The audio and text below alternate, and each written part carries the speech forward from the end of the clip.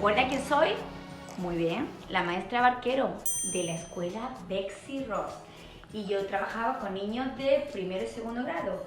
¿Recuerdan? Como todas las semanas vamos a continuar aprendiendo. Pero nuestro ayudante lo tenemos aquí. Pepito nos va a estar ayudando esta semana de nuevo y va a estar observando a los niños que están aprendiendo, ¿ok? Vamos a aprender. Objetivo de hoy va a ser explicar patrones visuales y estructuras que aparecen en la poesía, en los poemas. Recuerden, explicar patrones visuales y estructuras de los poemas, ¿ok? Vamos. Como les dije, hoy tenemos un género literario nuevo, ¿ok? Y es la poesía. Miren, la poesía es la manifestación de la belleza o los sentimientos en palabras. Es una forma de expresar a través de una historia los sentimientos, pero lo expresan de forma muy bonita, ¿ok? Y la poesía está escrita para ser leída cuidadosamente, analizada y compartida para de esta forma disfrutar el verdadero sentido y significado de sus palabras, ¿ok? Entonces está escrita de una manera un poquito peculiar, un poquito especial, ¿ok? Además, quiero que aprendan también que hay diferentes tipos de poesía. Tenemos poesía narrativa, poesía lírica, poesía de verso libre y poesía humorística, ¿ok? Entonces, la primera poesía narrativa nos cuenta una historia. Puede rimar, ¿ok? Y tiene trama, personajes, conflicto y solución, como nuestras historias que hemos aprendido antes. Tiene trama, personajes, conflicto y solución. La poesía lírica expresa sentimientos muy fuertes y puede ser, por ejemplo, como una canción. Y puede rimar o puede que no rime, ¿ok? Además, tenemos una poesía que es de verso libre. Esta no sigue ninguna estructura. No tiene rima, no tiene ritmo y expresa ideas y sentimientos. Y la cuarta poesía que podemos estudiar es la poesía humorística. Esta es un poco como un chiste, es chistosa, hace un poco de gracia. Es acerca de lugares y personas y puede rimar, ¿ok?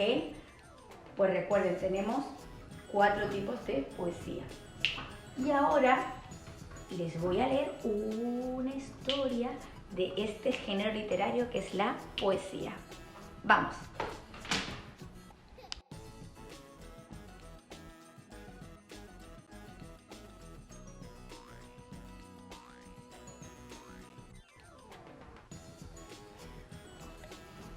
Nuestra historia de hoy se titula Cuando los grandes eran pequeños. Juana Inés. Escrito por Georgina Lázaro e ilustrado por Bruno González Preza.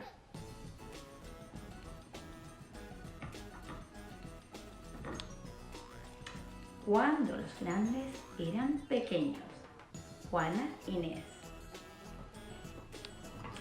Fíjense muy bien en esta página, cuando los autores escriben los libros, muchas veces se lo dedican a personas. Y miren lo que escribió aquí esta persona, este autor. Y no estimo tesoros ni riquezas. Y así siempre me causa más contento poner riquezas en mi pensamiento, que no mi pensamiento en las riquezas. Juana Inés de la Cruz. A Tere, Estela, Isa, Mari y María Isabel. Fíjense en esta página, solamente tiene ilustraciones, pero recuerden que las ilustraciones nos ayudan muchas veces a comprender la historia, ¿ok? esta es otra página que tiene ilustraciones en muy poquitas palabras, pero recuerden que eso también nos ayuda mucho a comprender la historia. Así que fíjense aquí, es como un mapa, nos indica el norte, no hay una brújula. Hay unas ciudades que se llaman Alcomán, Otumba, Texcoco. Seguimos viendo como una ilustración aquí arriba con diferentes lugares como Panoayán, Amecameca, Talmanalco, Tepelixpa, Ozumba, Nepantla, Chalco. Y ahora fíjense muy bien porque voy a empezar a leer la poesía, ¿ok? Fíjense la estructura, que es lo más importante de hoy. Juana Inés se llamaba aquella niña que, siendo como otras, era distinta. Vivió hace mucho tiempo, siglos atrás. Todo era diferente al mundo actual. México se llamaba la Nueva España. Juana nació en Nepantla, entre las montañas. Un nevado volcán la cobijaba y más cerca los llanos, la verde caña. Su padre, un español, se había ido lejos. No tuvo su cariño ni sus consejos.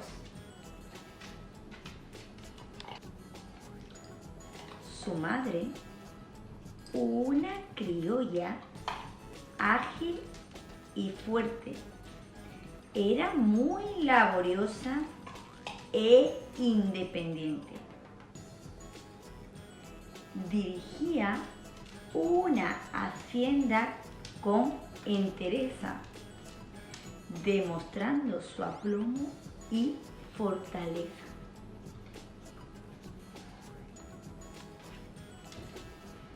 Juana Inés era alegre y juguetona, a veces pensativa y soñadora, de alma aventurera y apasionada. Se entretenía cantando viejas tonadas. Gozaba oyendo historias que las criadas contaban al final de la jornada y leyendas antiguas que algunos viejos narraban recordando como de lejos.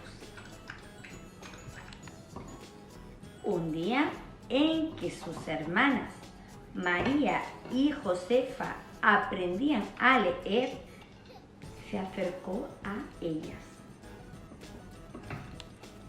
y tuvo una ocurrencia. ¡Qué travesura!, le dijo a la maestra con gran dulzura. Doña Isabel, mi madre desea que usted también me dé lecciones. Quiero aprender.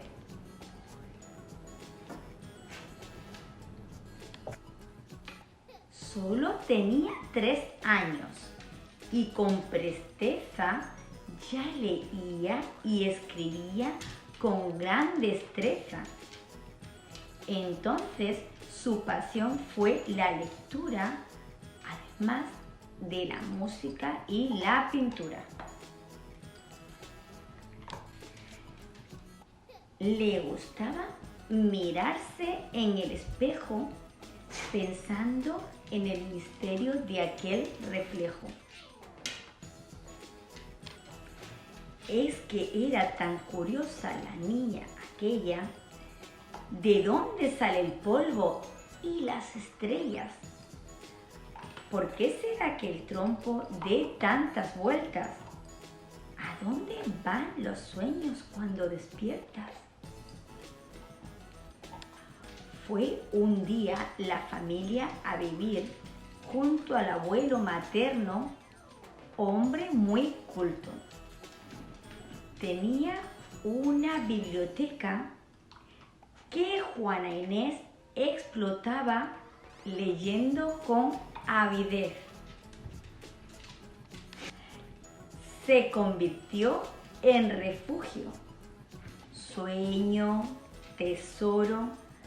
Allí pasó la niña tiempos de oro, leyendo sobre historia, mitología, matemática, ciencia y astronomía. Eran tantas sus ansias por aprender que a veces se olvidaba hasta de comer. Y se cortaba el pelo varias pulgadas si al decir la lección se equivocaba. Decía que no era justo vestir cabeza tan desnuda de datos y de agudeza. Y a la universidad quiso ir un día. Tal vez como 6 años solo tenía. Y como en aquel tiempo, por ser mujer, no podía ese deseo satisfacer, pidió que como hombre la disfrazaran y a ese centro de estudios la trasladaran. Fíjense, antes no se podía ir a la universidad si eras mujer, por eso ya se está disfrazando de hombre. Algún tiempo después murió su abuelo. Ella se sintió sola y sin consuelo. Su mamá la mandó donde su tía. Vivía en la capital, Doña María. Los libros le ofrecieron paz y refugio. En medio del bullicio, siguió el estudio. Allí aprendió latín y en pocos días ya tenía tratados de teología. Su saber le ganó mucho prestigio y la consideraron niña prodigio. Fíjese, en esta página no hay letras, pero nos fijamos en las ilustraciones porque parece un edificio muy grande. Okay, puede que sea de una ciudad, una plaza, una universidad. Todos la distinguían por su belleza, su cultura, su trato y su entereza. Fue por aquellos años cuando llegó hasta la capital Doña Leonor. Y la nueva virreina, al conocerla, lo admitió a su servicio. Preciada perla. Por mutua admiración, fueron amigas. La virreina, una madre, Juana, una hija. La vida de la corte, bailes y fiestas, ceremonias, festejos, lujos, riquezas. Ella en ese esplendor brillaba más por su vasta cultura y genialidad.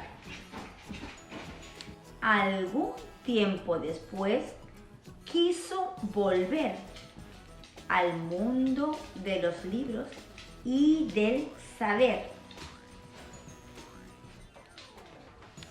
Abandonó la corte y entró a un convento, espacio sosegado y de aislamiento. Comenzó a escribir versos con maestría, villancicos, canciones y seguidillas. Su celda fue su estudio, su biblioteca, su lugar de tertulias, del saber su meca.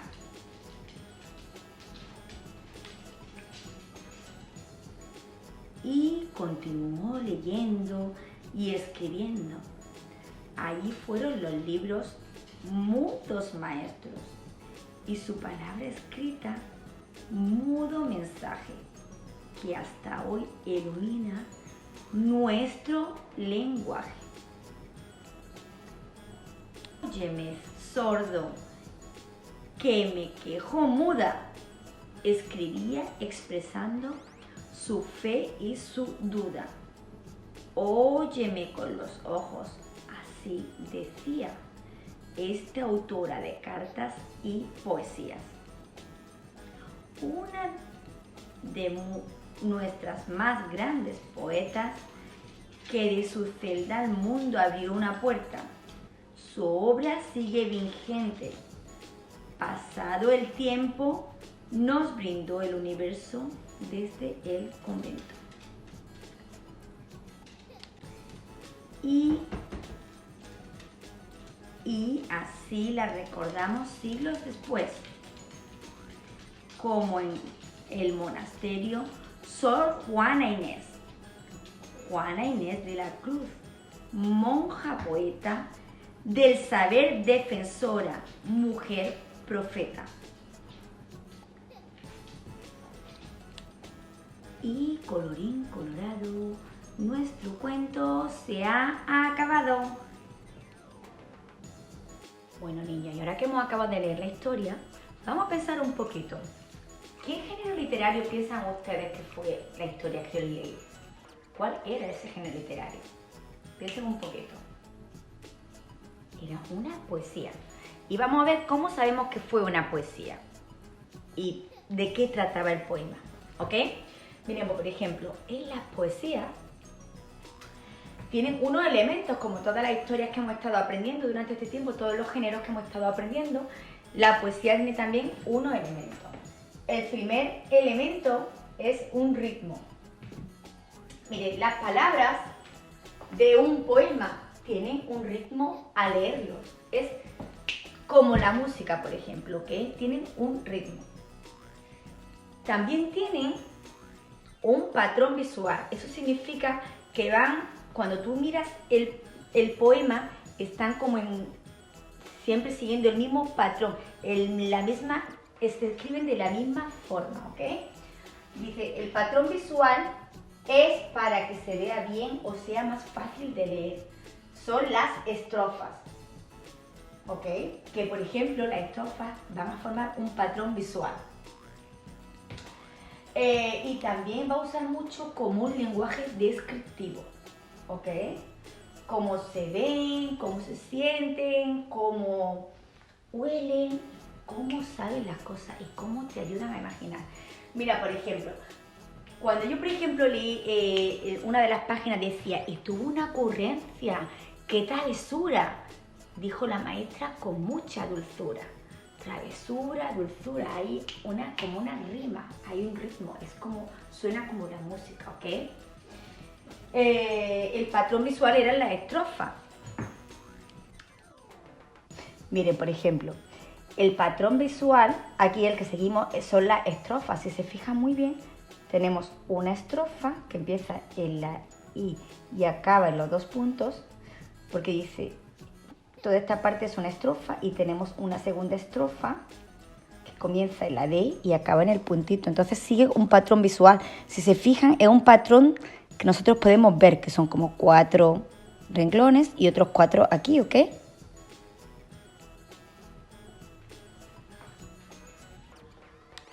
Y ahora recuerden, cada vez que ustedes lean una historia y piensen que es una poesía o un poema, tenemos que fijarnos en su elemento. Si tiene un ritmo, si hay como palabras que riman, que tienen algo en común, si sigue ese patrón visual que yo les expliqué como las estrofas, si el lenguaje es descriptivo y hay algo como que me hace a mí sentir o que me hace a mí ver algo o oler o me hace a mí sentir que puedo saborear algo.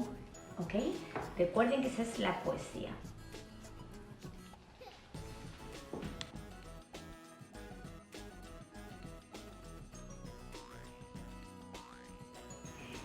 Y ahora ya Pepito se quiere despedir de vosotros, ¿verdad?